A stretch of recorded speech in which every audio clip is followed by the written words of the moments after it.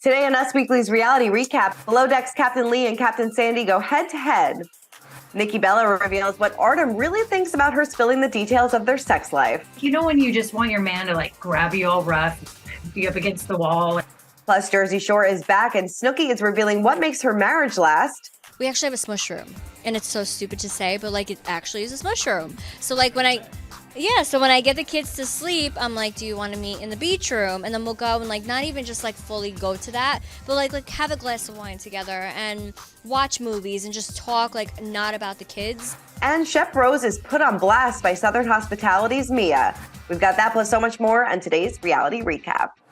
Hey guys, Christina Yarbalda here with Us Weekly executive producer Mandy DeCamp, and welcome to Reality Recap. Lots of big news this week. There is. I'm really enjoying Below Deck after we chatted with Fraser last week. So, and we got some comments about Fraser. So, yeah, definitely. Yeah. Peace Life said Fraser has lots of learning to do as chief.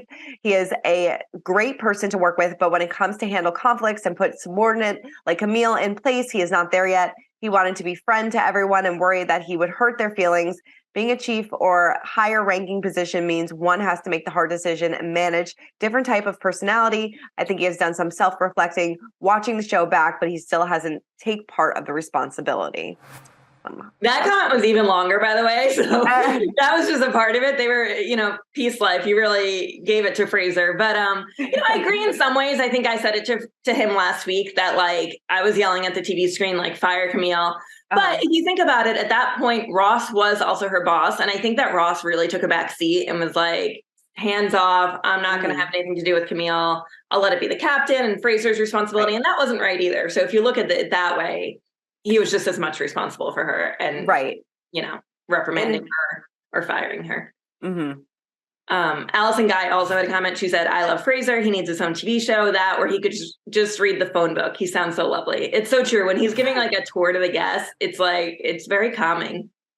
He does sound so lovely. And it was so much fun having him on the show. He was great. He really was. But we have a lot of Below Deck news to get to. So this was a feud we didn't really see coming. But Captain Lee called out Captain Sandy's decision to not tell him about Camille's firing. So he took a break from season 10, of course, because of health concerns, and Captain Sandy filled in for him. So he took to Twitter after this week's episode saying, so I found out after the fact that she fired one of my crew, not before. Okay.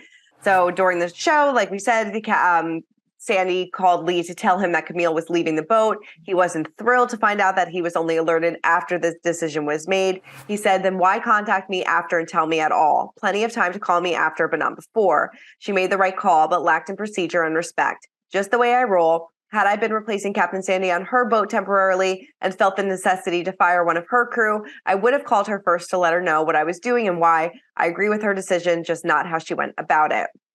He, of course, is going to return later on this season, but noted that he didn't disagree with the firing, saying, not at all. She deserved what she got. That was never my issue. So many people can't see that, and I'm sorry for that. I didn't want her to ask permission, just wanted the update, the quick call you mentioned, good manners. In response to why he decided to go public with this, he said, she did it on TV in front of how many people without consulting me? That doesn't sound very private to me at all.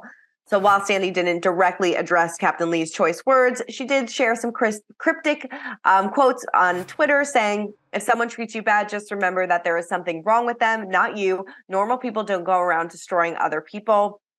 In the post, it's a man seen yelling at a woman, and Sandy added the hashtag be kind. She also shared another quote saying, hurt people hurt others, but luckily healed people heal others, safe people shelter others, free spirits free others, enlighten people, illuminate others, and love always wins. So shine your light of love on all who may cross your path in life, because what you do matters. I agree. I feel like she should have given him a heads up. I have lots of thoughts. Lots. Like I went back and forth several times. I watched the episode from this week. The way that she phrased it to him would have pissed me off if I was the captain who had to just leave on medical leave. She phrased it to him like, you left a tornado of a ship. Like you left chaos. Like she didn't say it exactly like that, but she was like, it's been chaos since you left. And it made it sound like he was not running the ship. And, he was in a very hard position being injured and not being able to really move around the boat like he normally would and see what's going on. The way she phrased it would have also pissed me off. So I totally get that. a quick phone call would have made sense. But in the moment on these ships, like I do wonder like how fast it all happened. Mm-hmm. Was there time to call him? What time zone was he in? So that I'd have to factor in. And then my other thing is like, I don't know if he needed to take it to Twitter and make this so public and kind of nasty. I do think I enjoy Captain Lee. I've watched him since season 1, but I think he enjoys the drama a little bit. Right. And especially months after the fact. Like you have to remember this was filmed months and months ago. Totally. So obviously they knew about it. So why drudge this whole thing up all over again? Yeah. So I agree with you. Yeah. But I go back and forth. Yeah, a phone call would have been good, but probably didn't need the whole Twitter back and forth. Yeah, absolutely. All right, well, moving on to Love is Blind, which, love a good Love is Blind story. Yes. They're always full of drama. So alum Natalie Lee claimed that her ex, Shane Jansen, started exploring other dating show options while they were still together. She made the accusation while responding to a TikTok commenter who asked her whether she'll watch Shane on Netflix's upcoming series, Perfect Match. Which I'll totally be watching. 100%.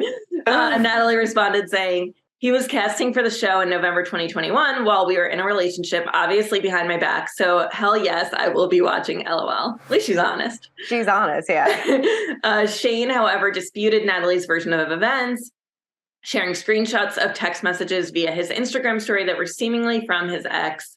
In one message, Natalie allegedly encouraged Shane to join the series, writing, I really want you to enjoy life because this show for you is a once-in-a-lifetime opportunity. After Shane posted the text message, Natalie took to her own Instagram story to clarify the timeline. She claimed casting agents for The Perfect Match approached both her and Shane for the new series in September 2021 without realizing that the duo were secretly still dating after splitting initially on Love is Blind. According to Natalie, both she and Shane declined the offer, but she later found out he didn't decline and had started the casting process. Yikes. She wrote, while Shane was filming the new show in February 2022, he texted me numerous times. He wanted to leave midway through filming because he still had feelings for me after we saw each other for the first time since our breakup at the reunion show taping. So Natalie was claiming that the texts Shane shared were actually from February 2022, not back in November 2021. It gets a little complicated and confusing with the timeline. She further said, knowing there was little hope for our relationship and how excited he was to do another reality show, I encouraged him to continue filming and tried to pacify the online backlash for him through my interviews and on social media.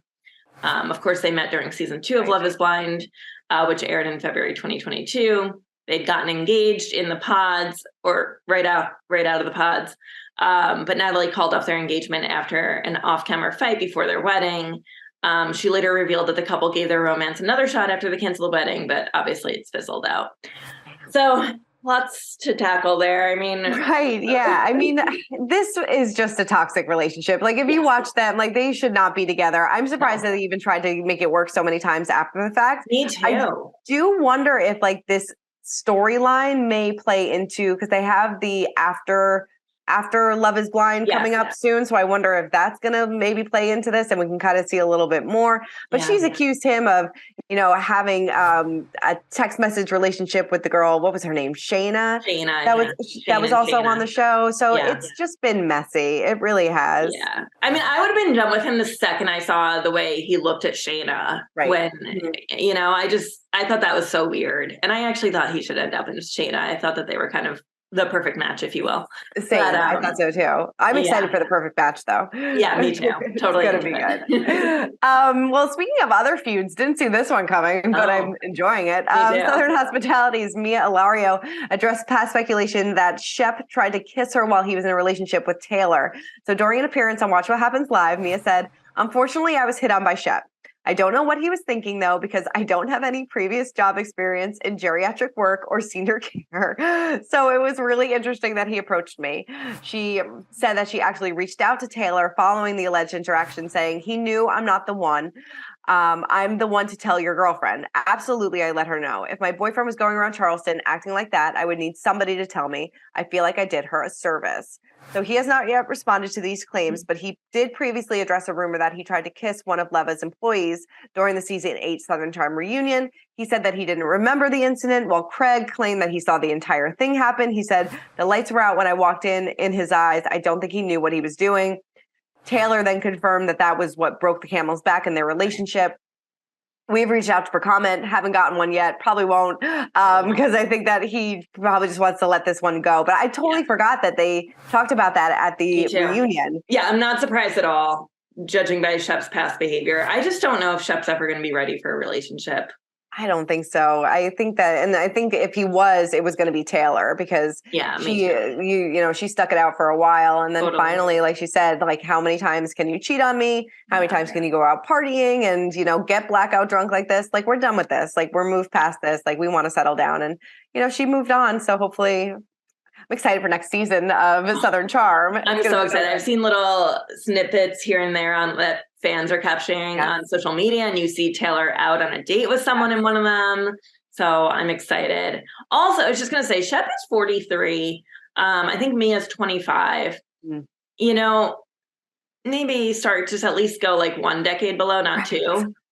Yeah, it's getting a little much. We'll have to wait and see what happens there. All right. Well, we did chat with a few reality stars this week, including Snooki and Dina from the Jersey Shore, who revealed what keeps their romance alive with their husbands, and of course, lots of small children running around. Take a look. Nicole, I know you and your husband just celebrated 8 years together. What's the secret to your marriage? Honestly, because I have 3 kids and it's really hard. So going to all the sports and then doing all of that, like, I make sure that we actually have a Smush room. And it's so stupid to say, but it actually is a Smush room. So when I get the kids to sleep, I'm like, do you want to meet in the beach room? And then we'll go and not even just fully go to that, but have a glass of wine together and watch movies and just talk not about the kids. I feel like those moments are essential, and not even just going out and doing a date, which would be phenomenal, but it's too hard. But just having the adult moments together. Sure. Cool. I slept in the beach room before. Well, the sheets are washed, bitch. Okay. No, yeah, but I think having that, I feel like you guys can relate, just having adult moments together and not censoring and being a parent all the time. What would you guys say is the biggest parenting challenges that you are facing at the moment? Well, I think for me, it's just finding time for each of my kids alone.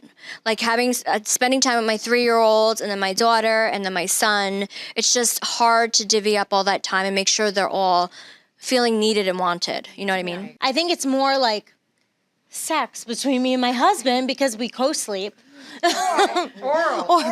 So like Nicole said, it's and then my husband works. So it's sometimes they are up longer than he is, and he's they're good out. I'm like, all right, well, maybe tomorrow night.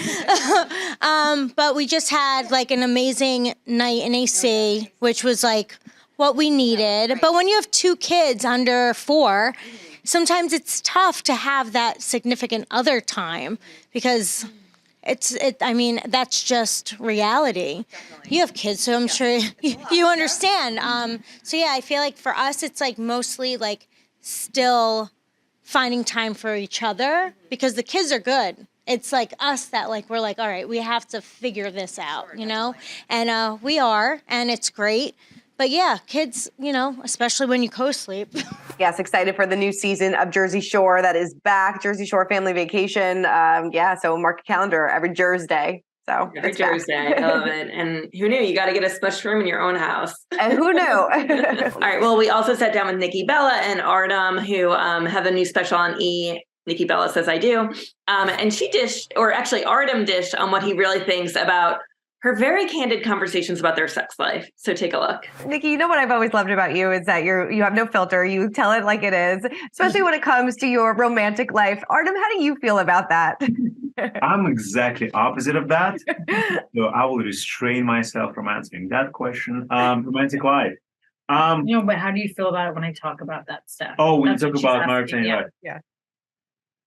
I have to learn how to live with it. He gets very embarrassed. He hates I always feel like I'm not in the room when that happens. I feel like even today, we literally was driving over here and they had a whole conversation about, what was that about exactly? Sex. Right. Oh yeah. How we when you just want your man to grab you all rough, you up against the wall, and I'm sitting next to that conversation, and I'm like, I'm here. I'm like, no, okay. Nope. All right. I love it. Funny. I guess he's just used to it. Yeah, seems to work for them. Whatever works. It does seem to work for them. All right, let's move on to our social spotlight of the week. We discuss who caught our attention on social media. I just wanted to give a shout out to the Situations, Mike and Lauren Sorrentino. They welcomed their new baby girl, Mia Bella. Very cute. So congratulations to them. I'm sure their little baby Romeo will be a great big brother.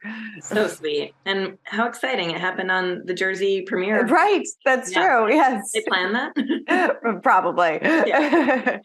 All right, mine goes to Madison LaCroix from Southern Charm. She posted this photo, and the reason it made me stop scrolling is because I didn't recognize her at all. So let us know in the comments, what do you think about Madison's new look? It's very Kim Kardashian. Right. A lot of people were saying that Kim Kardashian, that she was, some people said I thought it was Derick. Some people said I thought it was Kim K. A lot of Derick at first. And that's so funny. It does kind of give Derick vibes. Yes, lots of Derick vibes. And somebody said I thought it was Erica Jane for a minute. Wow. Yeah. Interesting. I love it. All right. Well, that is it for this week's episode of A Reality Recap. Everybody keep subscribing, keep commenting. Let us know whose side are you on, Captain Lee, Captain Sandy. Would love to know. And we will see you guys next week. Bye. Bye. For more news, content, and exclusive interviews, make sure to hit the sub, like, and bell button down below and visit usmagazine.com.